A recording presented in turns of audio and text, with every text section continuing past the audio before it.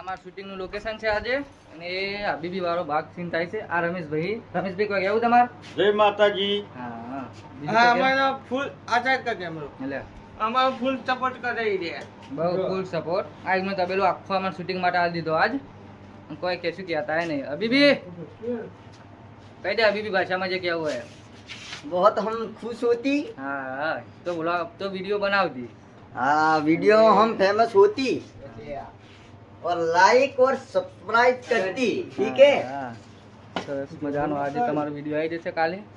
હા સીન જોઈ લો ખાલી.